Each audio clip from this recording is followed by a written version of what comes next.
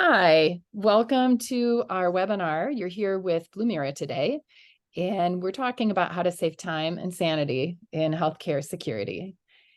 My name is Kim Brown, and I work in marketing here, and I'm happy to have all of you with your busy days. We know there are all kinds of things you can do with your time and lots of ways to spend them, including getting to all of the great tips we're going to give to you today. And we appreciate you choosing to spend this time with us. And we are going to promise to try and make this as valuable as possible for you.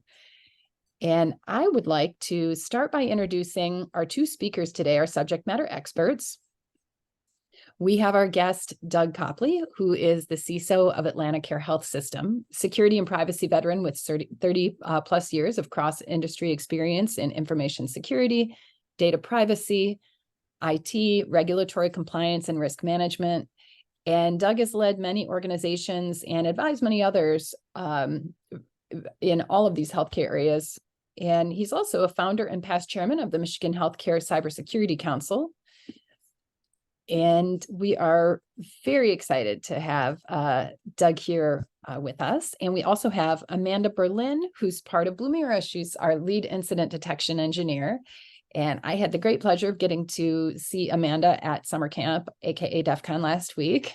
And she leads the development of new detections for the Blumira platform based on threat intelligence and research. An accomplished author, speaker, podcaster. Amanda is a co-author of the O'Reilly Media book called Defensive Security Handbook. And I think that second edition is just out now. I've got to check up on that with you. As she's also co-host of Breaking Down Security, a podcast about the world of cybersecurity, privacy, compliance, and regulatory issues. She's also the CEO and co-founder of Mental Health Hackers, a nonprofit that aims to raise awareness about mental health issues in the cybersecurity community. And you can find Amanda on Twitter as InfoSister, where she cracks jokes and expresses her love for all things hedgehogs as well.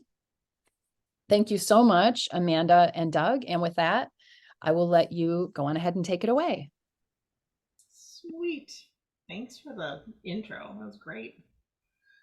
Yeah, happy to be here. Just start. Yeah. I mean, I don't need to say anything else about myself. It's fantastic.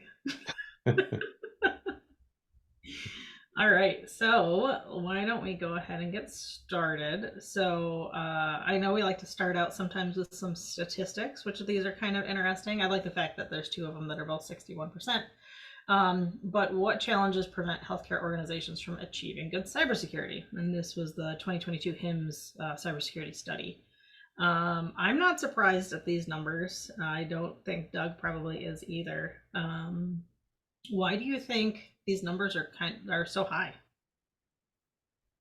Well, if we look at the industry today and the makeup of health systems, there's nearly 60% of the health systems across the US that are nonprofit. And, nonprofit health systems, I worked in a number of them and helped many, operate at very thin budgets. So, lack of staff and lack of time kind of go hand in hand. Because if you don't have enough staff, you don't have enough time to do things. But also remember, right, the healthcare environment is focused on patient care. So if there's a decision that needs to be made between a $2 million MRI machine that needs to be replaced, or you need a new one, or you need another cybersecurity tool, that money's going to go to the MRI machine, 99% of the time. It's geared towards patient care. It's revenue generating, right? Where IT and security, are not revenue generating functions for the organization. So, that's some of the main constraints that you have to work at, particularly in nonprofit. And it's not unique to nonprofit, but they seem to feel the pinch more. Yeah, for sure. And a lot of healthcare organizations, whether it's a hospital, doctor's office, doctor's group, clinics, whatever it may be, a lot of them are smaller businesses, right? They're not. Absolutely. I mean, there's huge ones, right? There's like University Health, or there's Cleveland Clinic, or there's all the real big ones that probably have their stuff, hopefully have their stuff under control. But I think a lot of them don't have the budget for the security staff, right? So if you're seeing a Mhm. 50% lack of budget, that's probably And one of the reasons why that number for lack of staff is so high. yeah, and for smaller groups like physician practices, right, that they don't even have the expertise. So they may have, it may be the office manager who's taken on the responsibility for IT and security, because they don't have another person. And, so a lot of them rely on managed service providers or other service providers to provide some of those functions for them. But I do always encourage these organizations to have somebody knowledgeable on their staff so they can at least manage that service provider, effectively, instead of just, kind of blindly trusting everything they do and say. Right, right. Otherwise, it's just another service you're paying for and maybe not necessarily getting your money's Yeah, worth. getting the value out of it. Right, right, Yeah. for sure. One question I have here is where does the responsibility for security lie when it comes to healthcare? I know that there's different tactics that we put into place when I worked at the hospital. I just wonder what your thoughts are. I mean, to me, it's always been clear security is everybody's responsibility. And the Joint Commission just put out a notice the other day, or I think it was last week, about protecting patient safety after a cyber event. And that just drilled home. If you read through that document, right, it even called out this is not an IT issue, right, and not a security issue. This is an organization-wide issue. And most of the attacks that come today are going after end users, and they are, I'm not of the perspective like many others that say end users are always the weak link, right? There's many aspects to good security, but those end users definitely need to be educated, and they do have some responsibility for helping to secure the organization. It's not just entirely an IT or security responsibility. Yeah, totally agree. I know some of the more successful things that we happen to implement was letting everyone know, from maintenance to nurses to doctors to whomever's working there, um, the easy path to report something, right? Because if someone sees something weird, that's where like user education and all of that comes into play. But Mhm. they may see something well before any endpoint agent or anything else triggers. I think Absolutely. they don't have to know everything. They don't have to know what went wrong. They don't have to know why. None of that. But just like if we see somebody bleeding out on the floor, we're probably going to try and contact somebody and let them know about it. We know that's not normal. I think a lot of people, just with a little bit of knowledge, it can go really, really far into, okay, I put my password into somewhere and it didn't do what it normally does. Could you come look at this? And giving them an easy Yeah. path to that tends to. Yeah, I think it's very important when it comes to end user security to really get people to trust their gut instincts, right? They know their systems, their business systems in particular, right, better than IT does.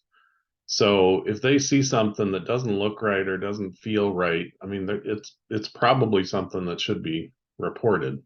Mhm. So, getting people to trust their instincts and report that kind of stuff definitely helps an organization. Yeah, and I know you mentioned for the lack of budget, how it's a new MRI machine's always going to trump a new security tool, but trying to tie them together and either create, like say this MRI vendor comes to you and they're like, oh, this is you need replacement. This is what our software for the MRI machine does. This is what this does. Having a software bill of materials, so them knowing exactly what comes with that device. So you're not taking on a bunch of endpoints that have Flash 2.0 installed on them, and then you now have to worry about supporting all of these things on your network also. But you Yeah. can sometimes tie in security controls into other capital expenditure projects, right? If you can say, all right, well, we can do this, but the risk if this gets breached because we don't have this control, would you want something to happen to that device or to the records or whatever? So sometimes you can help alleviate the lack of budget with that. Yeah, absolutely. We did have a question come in, and it's just on the topic of insurance companies actually having their own insurance for cybersecurity. Insurance companies, I mean, yeah, I think I don't know if insurance necessarily falls under healthcare, but I mean health insurance does. I don't know exactly what beyond HIPAA they have to comply with at insurance companies. I'm assuming some of the same standards, but I'm not sure I'm seeing the question, Kim. What's the actual it's a question? Q&A. So it says, what are your thoughts on insurance companies' need for cybersecurity since they have had issues? I think they're battling it like everyone else. Yeah, they absolutely are. And I think it's interesting because the FTC seems to be stepping up and being a little more aggressive to cover any company, right? So we have regulations for, the financial regulators are very active, right? Healthcare regulation is, absurd in terms of the volume of that. But there's a lot of organizations that I think always felt like they fell through the cracks, and hey, HIPAA doesn't apply to me, and financial regulations don't apply to me. And the FTC's come forward and really stood pretty loudly now and said, no, there's cybersecurity preparedness expectations for every company. Doesn't matter what industry you're in, or how big you are, or how small you are. There are expectations, and they've taken action against companies for not. So I don't think any company, regardless of industry, is exempt from having, some strong security in place. And we had a note from Timothy, health insurance companies are covered entities under HIPAA. Yeah, I assume they have all those fun records. Yeah, depending on what kind of insurance company you're talking about. But there's carve outs for like your medical professional liability coverage, that they're not covered entities. They're not business associates either. So it's kind of interesting the way it's written that way. Yeah.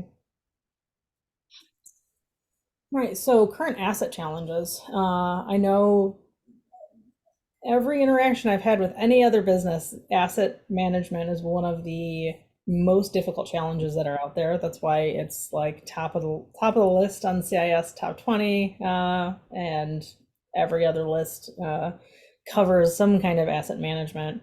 What are some of your experiences around asset management in healthcare? I know I have a couple. I agree with you, Amanda. It's one of those concepts that seems really easy, right? Hey, you have assets in the organization, you have tools, you should be able to have an accurate inventory all the time. But in healthcare, as you know, that's not easy by any means, because you've constantly got devices coming and going, some of which you control, some of which you don't.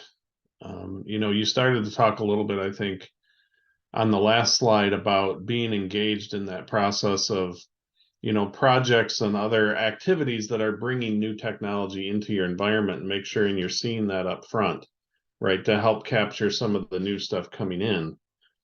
But, one of the things that makes asset inventory so difficult in healthcare is when we talk medical devices, because in most organizations that I've seen, the biomed or a different group outside of IT manage those devices. And so it's one challenge just to identify what devices exist. But even if we know a device is on the network, we know it's vulnerable, we may not be able to do anything about it. And so that just makes it challenging from a threat management perspective. But you know, trying to get that asset inventory when things are constantly coming and going is a challenge for sure. Yeah, I know we had a lot of problems with acquiring new technology, just like you said, like in biomed or whatever department decided to just use their budget on a new vendor that supplied equipment or supplied something that they had to, of course, connect to the network, and it never went through IT or security. And that just being a whole process to intercept in itself, where you kind of have to start where the money starts and work from there. Because if you try and just work with every single individual department lead or sister organization or whatever, like it's just going to be like whack-a-mole trying to get all of them to maybe use the process that you had put forth.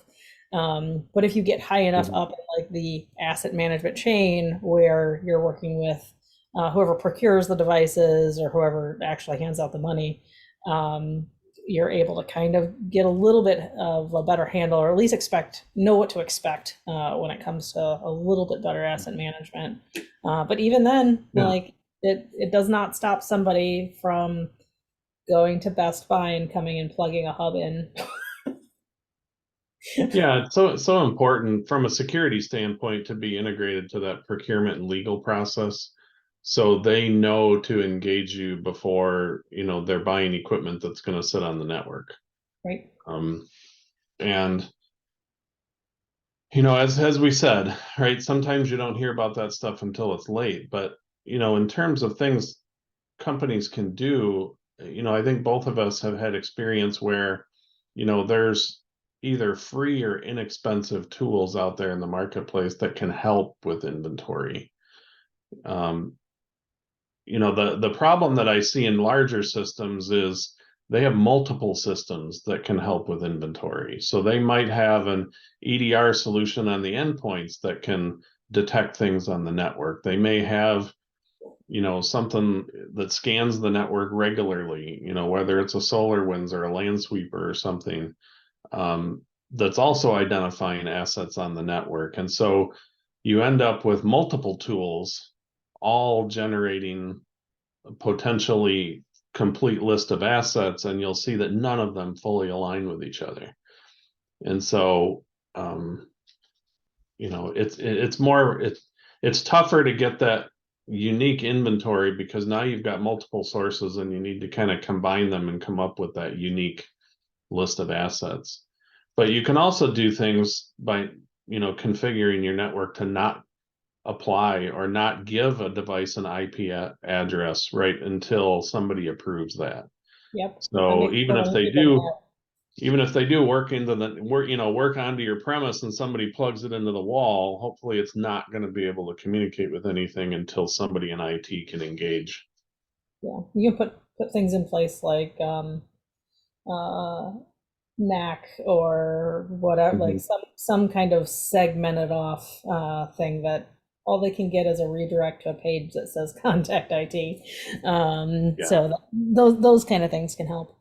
I think you had an experience too where some of this, not necessarily legacy equipment, but you worked in a health system, you acquired new equipment and it came pre-infected. Is that what you said? Super fun. A very large 3-letter computer/healthcare company shipped us, I don't know, like 20 devices maybe, pre-configured with MS 08037, which is kind of dates me, but very prevalent worm back in the day. Wow. Yeah. We have a poll today too, that I wanted to launch for all of the people in our audience. And I'm going to go on ahead and put that live right now. This is, what is the oldest operating system running in your environment? And go on ahead and give us your answers, please, audience members. We'll leave this running for a couple of minutes. It's going to be scary. Yeah, maybe we need an option for something older than these. 3.1. Who has 3.1? Um, yeah, so that, I mean, that is another one of those asset challenges, right? Is like legacy infrastructure. And Absolutely. yeah, and I know And you kind of feel the same way. Is it's really obnoxious when security people yeah, just it's patch everything. Why aren't you doing it? mhm. Yeah, it's easy for some groups to criticize that say, hey, you're running XP in your environment, just get rid of it. And like a manufacturing environment or like an energy environment, right? We have, devices in the network that are used in patient care that may not have a path to upgrade, right? Either, we know it's vulnerable and it's running XP, but they don't have a version that runs on anything newer. Or in order to replace, let's say we have an infusion pump that's running Windows 95 or even Windows XP. Well, the device manufacturer may come back and say, well, you just need to replace them and go to the newer version or newer infusion pump. Well, when you're sitting in an environment with, thousands of infusion pumps, that's $1 million implications. And so even though we have vulnerable systems in our environment, there's many cases where we can't do anything about that. And so as security practitioners, we got to be very creative. If we can't fix the device itself, then we refer to other controls, right? Network segmentation, limiting paths to who can access it, and just relying on other compensating controls to help mitigate that risk that we know is there, but we can't address directly. Yeah, and so with the poll answers, with those of you that have Windows NT 2000 XP 95, 1, I'm sorry, and really 7, because that's out of, and 2008. Really, all of these I think are out of any kind of support, except 10. Mm-hmm. So, one thing that we had done in the past is, we had this EKG server that was a Windows 2000 server, and this was like probably 2014 maybe. So really, really old server, and we just cloned the hard drive. So we were technically not supposed to update it or do anything to it. But during a downtime, we were able to clone the hard drive and then test to see if it would work if we updated everything. And then segmented that off as much as humanly possible. So you could put ACLs in place or put it on its own segment on the network. There's a lot of different things. If you're not technically approved to do it, there's some safeguards that you can kind of put into place just in case, for hopefully when you can upgrade those. Yeah, it's a challenging environment. There's always legacy operating systems in the environment, and some of it's out of your control. So you've got to be creative, like I said. All right, so how do we save time on it? We covered some of this already. So asset management at the beginning of the process. So it's, in your asset inventory department, wherever that might be, or C-level related, Mm-hmm. roles. Yeah.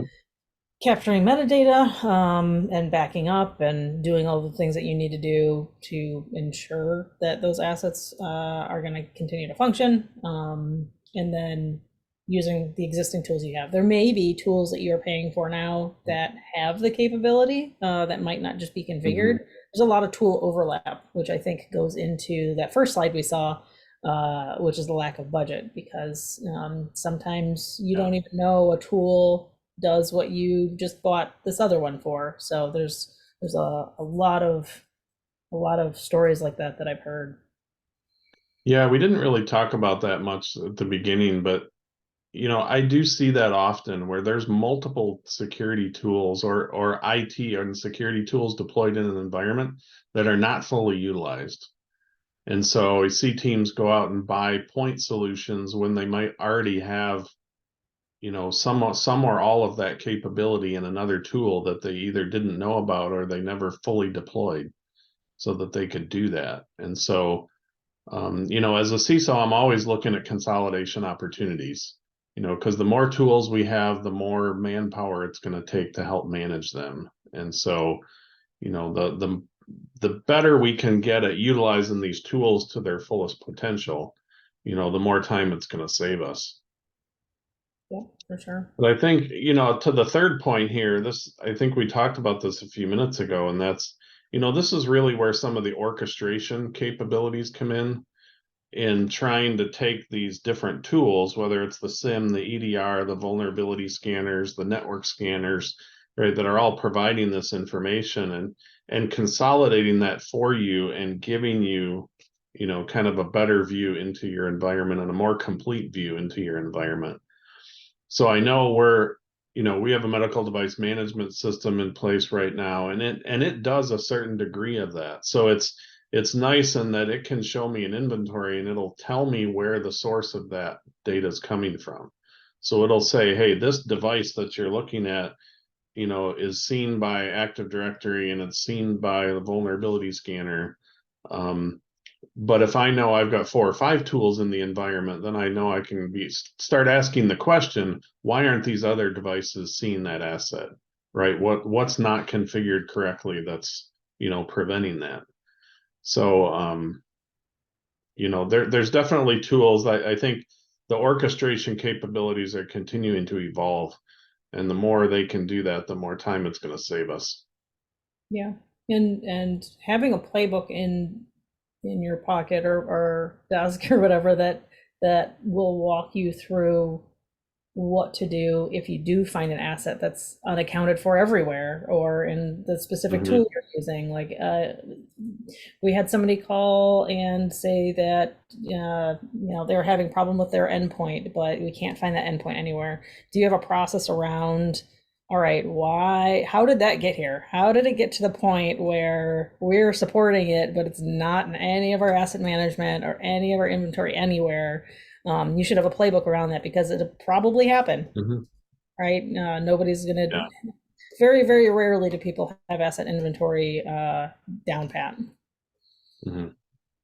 Yeah, one thing I'll mention too, so it's not necessarily related to the asset inventory, but some of the conversations I'm having right now are around the metadata to number 2 or to point number 2 here. Yeah. And that is making sure that you're capturing all the information about a system that's necessary. So it's not just the name of the system and the IP address and maybe what OS it's running, right? In particular in healthcare, right, there's a lot of these systems that interact with each other and receive data from other systems and send data to other systems. And so when you find yourself in a downtime scenario where something is down, either a system's down, the network's down, it's so critically important to understand the dependencies between applications so you know which ones are affected and which ones are not. And that's some of the metadata that you want to capture up front as best you can, right, in that asset inventory. Yeah. We did have a question come in about recommending a system for medical device management tools. Well, I mean, being in my role, I'm not obliged to specifically recommend any particular tool. I can say that the dominant ones that seem to be out there, at least in the mid-size and larger health systems, are the ones I see most often are Medigate and Armis. I don't know, Amanda, are there other ones that you're aware of that tackle that? All I remember is dealing with Armis a little bit. Okay. Yeah. Yeah, those are the ones I see most often. They're both strong tools. They both give you great information. Yeah, or spreadsheet. And some information that's even useful beyond the IT department. So, those tools can tell you, okay, this is an MRI machine, but it can tell you the utilization of the machine, right? How often that machine's being used. So, people in procurement or in medical, when they're making a pitch to say, do we need another $2 million machine, right? These tools can give them some statistics on how much their existing ones are being utilized. And maybe they don't need another one. Maybe they just need to adjust scheduling or something to better utilize what they've got. Yeah, for sure. All right, so next up, I think we have another poll. We do. We are going to ask you now, do you have 24/7 security coverage? And you can go on ahead and answer the poll question for us now. All right, so we're just going to talk about threat response being a big challenge. I know many also struggle with this, just because, like we talked about in the first slide, staffing, budget, time, threat response ticks all of those things usually, unless you're really lucky. Like I know of several organizations, they're just really lucky they have the backing of the budget and, people that are amazing that work there, that, have all their stuff down, they've automated it, like they have time on their hands that they can do things like threat response. But that's definitely not the norm, I don't think. No, and the key there is 24/7. Mm-hmm. Healthcare, I think I've worked in many different industries, and I will say healthcare tends to operate the leanest in terms of staff of the other ones I've been involved in. And so, whether you're a small company, which clearly can't afford to provide 24/7 support, it's even tough for a larger health system to do that, because 24/7 coverage means you got to staff people 3 shifts. Right. And although healthcare systems do that all the time with clinical professionals, right, nurses and physicians being on call or active 24 hours a day, that's typically not done in IT or security. At best, you might have 12 hours a day coverage. And so, there really is a cost barrier there to companies being able to do that themselves. And so what I see most often when we refer to security operations centers are providing that 24/7 capability is that a lot of companies have turned to leveraging third-party service providers. They have better expertise, and they can do that provide that 24/7 coverage cheaper than you having to build out the capability yourself. Right. Yeah. Until you get into it, sometimes you don't realize how much work running and having your own in-house SOC is. A lot of times people try and spread it over different roles, so you are not only help desk, but you're also the SOC, which causes gaps, right? If you have to be out there replacing devices or helping a doctor get his records or running cable or something, you aren't able to constantly, create new detections, stay up on ODAs that are coming out, all of the things that SOCs do is a lot of work. I see 2 of the biggest challenges there as being, number one, competency of people doing it, and then just having that 24-hour a day coverage. So, if you are going to build it yourself, the challenge is having somebody skilled enough to do what you just mentioned, right? Who knows enough to be able to, monitor the systems, to be able to identify and organize and develop, those playbooks that are necessary. And as we say at the bottom of the slide, criminals are smart, right? I've been called into several organizations to help them in an incident response situation, and 2 of the largest ones I've dealt with occurred on the weekends. They both occurred. I think one was on a Saturday, or maybe Saturday morning. The other was a Saturday evening. So they know that people aren't paying as close of attention on the weekends, and people tend to be off. So even if they are going to get detected soon, if you have an outsourced SOC, by hitting on the weekends, they might be able to buy themselves a little bit more time before they're detected. Yeah. Yeah. Yeah, I've seen so many on holidays, just holidays, weekends. That's why I don't do IR anymore, because that's a lot of travel, and that's a You didn't like lot of. working nights and weekends and No, I holidays? don't. I don't. I've done my time. I don't need it anymore. I'm fine. Yeah. No more That's on. why you pay outside consultants so much for that. It's because Yes. they know they're working nights, weekends, and holidays. Oh yeah. Oh yeah. That's why those retainers are so large. Yeah. Yeah, so let's move on to saving time on that. So finding solutions to help automate. Yeah, you already mentioned orchestration before.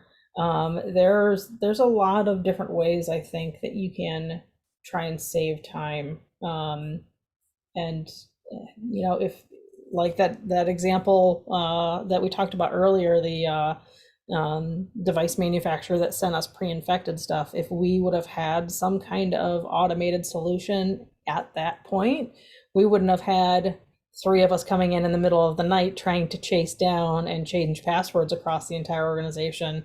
You would have been able to just lock those out and kind of contain it instead of having it spread. Yeah, I think one of the most significant improvements in just in information security in the last 10 years has been that that adoption of EDR platforms, right? The detection and response.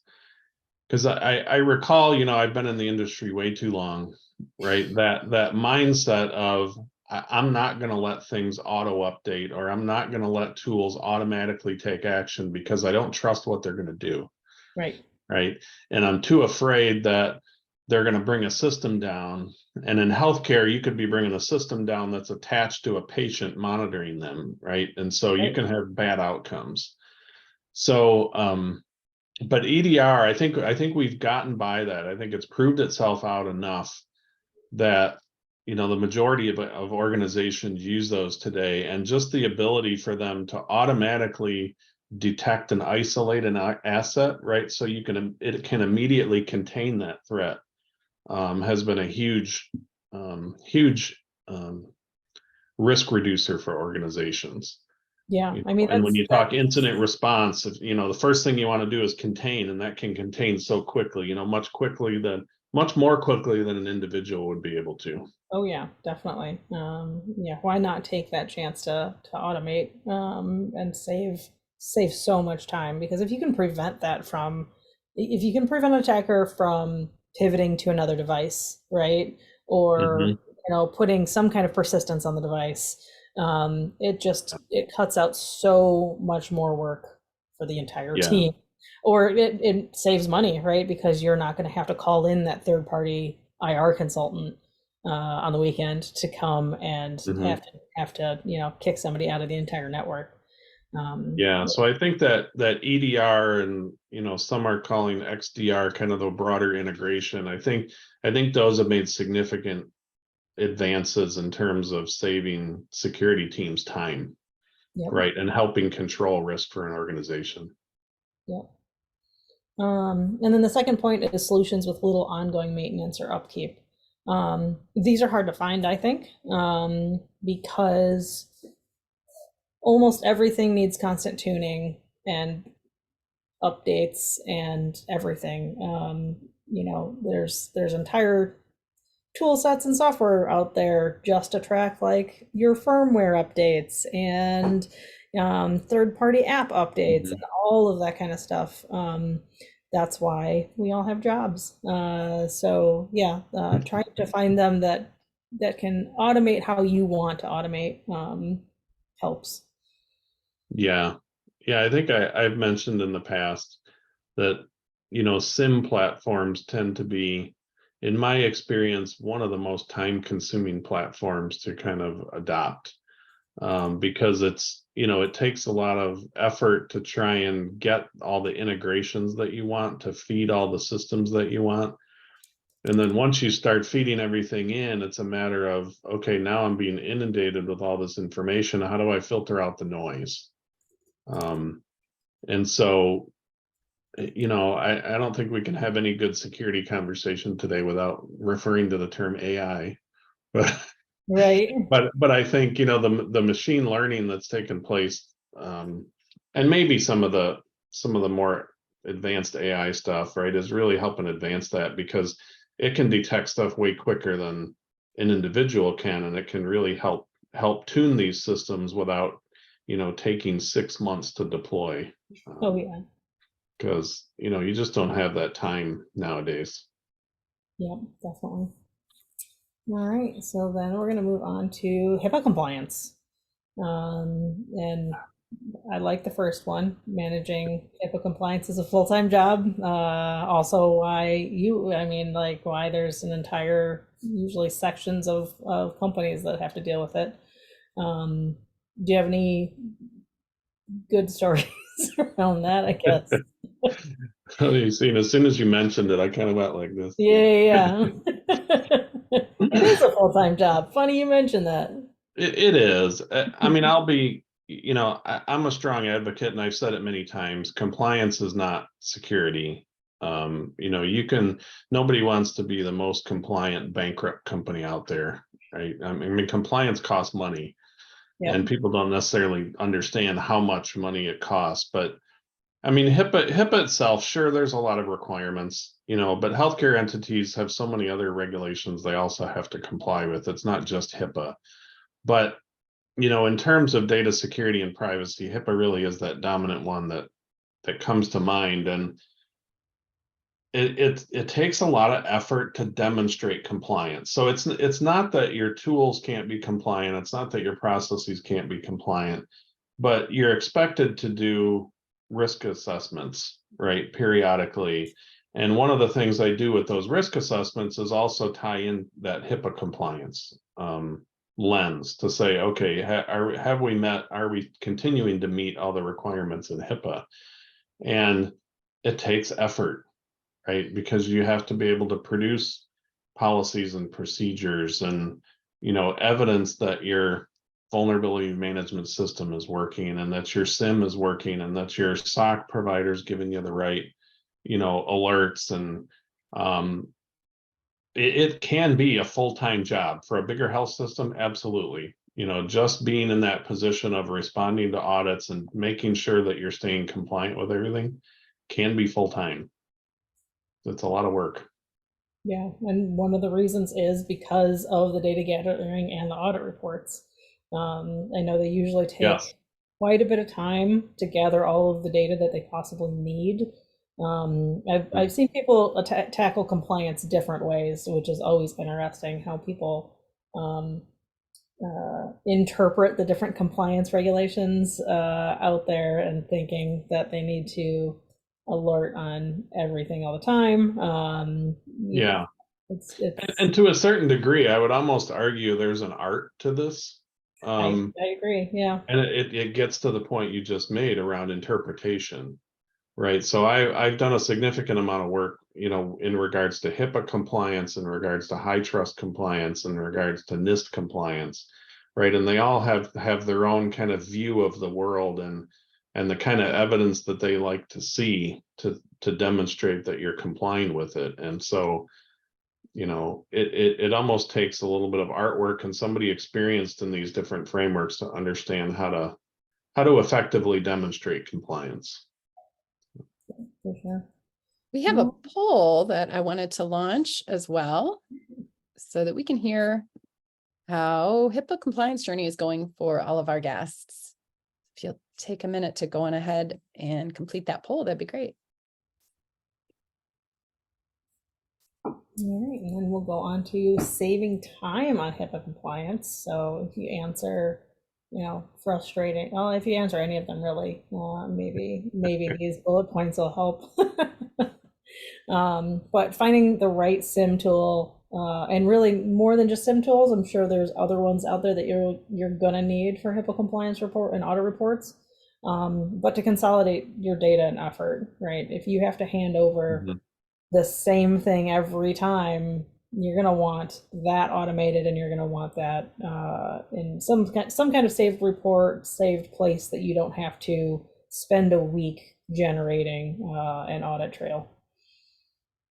And we got our results. Can you see those on Yep. your screen? Yeah. Yep. Well, So that's good. Well, that's good. That 10, 42% say they're doing great. So I'm glad to hear that. Yeah. Because I've been in that seat when it's very frustrating, and I very much see, HIPAA compliance activities as business as usual activities, right? It's just one of those components of the security program that you have to continue to do all the time. Yep. Like SOC 2. Yeah. But one thing, one thing that's important, right, is we inventory, everywhere that I've worked, I inventory all the different security applications, and I look at it, somewhat through the framework lens of what framework we're using, whether it's the NIST framework, whether it's the ISO framework. But the other thing I also like to do is tie the tools and the policies to the HIPAA requirement, right? So there's a very clear delineage, or very clear relationship, that which tools are supporting which HIPAA requirements. So it facilitates those audits that you have to go through. And hopefully you're gathering evidence along the way and not waiting until the assessment comes to go pull it, so that you can respond to them a lot more quickly and efficiently. And then, I mean, that kind of also covers the second bullet point almost, with using built-in reports, right? So keeping those on hand. Yep. And knowing that you're going to have to use them over and over again. Yeah, I definitely encourage, don't wait till the assessment comes, right? Grab these things along the way, grab them quarterly or something, so that you have them ready to hand to the auditor, rather than creating this huge amount of collection work all at once. Unless you like doing that, you might just like taking a full week and doing nothing but, Unless you're one of those that has plenty of time. Right. If you have plenty, I mean, that's probably the people that their, HIPAA compliance journey is going great. They just have loads of time, or just really good tools, maybe. It's a necessary evil. I get why the government expects it, but it's just one of those things that is business as usual. One of those things you just have to do, whether you like it or not. Yeah. And then here's our fancy tie-in with Blumira, obviously, because we're hosting it, with how we can help save time on all of these things. I'm a terrible salesperson, but I'm not going to read all these slides for you. You can read them yourself, and then ask us any questions if you would like to. So with that being said, are there any additional questions? I did like the ones that came in already. I love when there's a active audience. We do I have. will read. I was Sorry. going to say, I will reiterate one of the points you made, which is being creative. When you're in a challenging environment like healthcare that operates 24/7 by 365, your doors are open 24 hours a day, and you have lean staff, right? Be creative. There's many different ways you can secure the organization, and there's creative ways you can meet those compliance obligations. So, put your creativity hat on. Oh yeah, I still remember one of the first times I had to help with PCI compliance, and we had bedside payment things that you could pay for, like if you were like in the ER, quick care, or whatever, you could pay at the bedside, right? People don't necessarily think of hospitals as needing to be PCI compliant. Right, But how do you think we get most of the revenue from patients, right? Yeah, and I had a talk with like the salesperson that was selling us these devices. And they're like, "Oh yeah, they're PCI compliant." Da da da da. They would be PCI compliant if they were on a PCI compliant like sectioned off network, because all it was doing, this little reader was doing keyboard emulation to copy the credit card number and everything, and then sending it somewhere. Like, oh my gosh.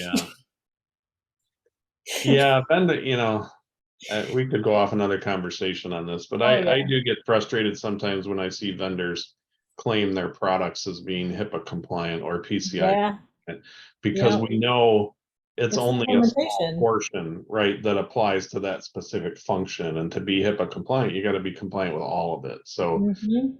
I just kind of let that go right by when I see somebody claim to be HIPAA compliant. Like, yeah, okay. We should add that on the slide, that Blumira is HIPAA compliant. No, don't do that.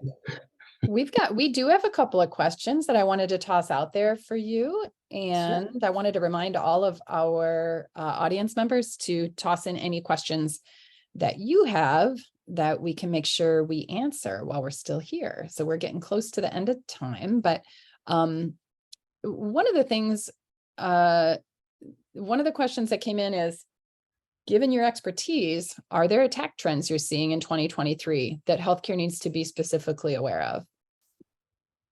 I don't know about healthcare specifically, but if you're hosting Exchange internally, don't do that.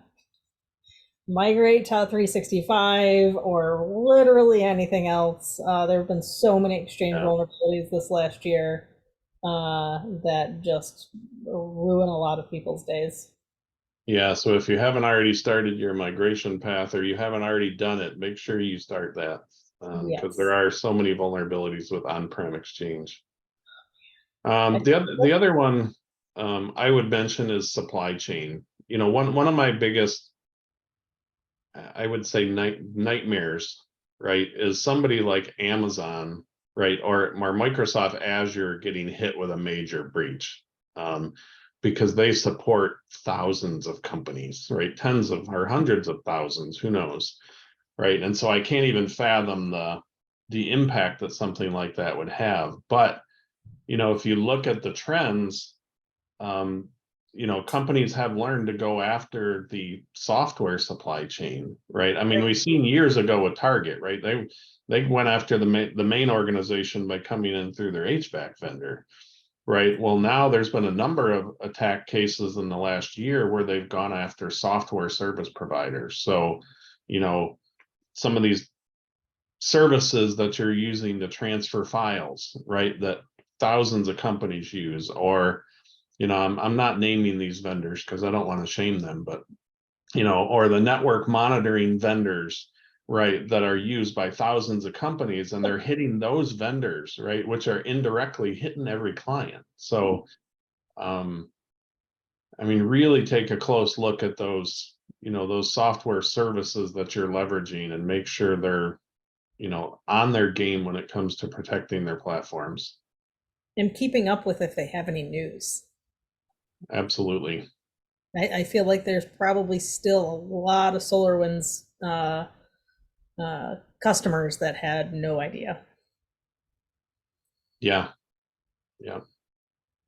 Happens a lot because everything. Yeah. So those are the trends. I think, I think one of the other time-saving tips that maybe not related to that question, but when it comes to security education, I mean, there's some great platforms out there that I've used that do a great job of automating, phishing and phishing response and education response, which can certainly save a ton of time. But, if you don't have the budget, right, to use some of these more intelligent tools, I mean, you can be creative when it comes to security education and do a lot of the stuff manually. Do a lunch and learn. I mean, you're taking lunch anyway. You may as well make it a forum and educate people along the way. Right. You could fish people manually if you wanted to. Now, it'd probably take you a lot more effort. So not so much of a time saver there, but there's lots of things you can do from an education perspective that doesn't cost money.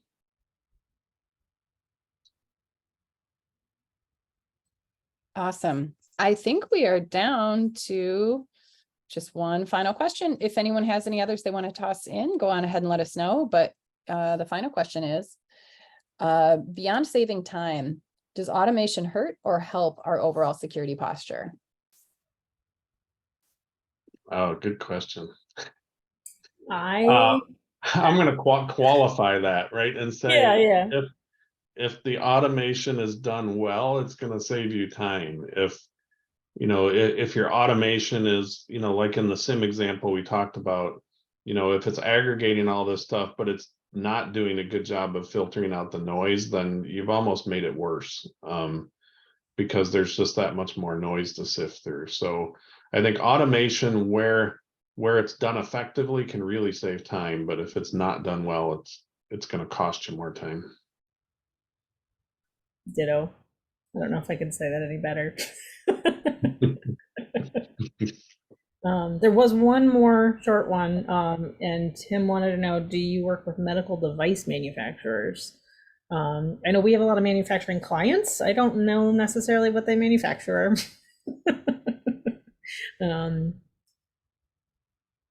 No, but I don't, Doug, do you work with, directly with manufacturers? Probably.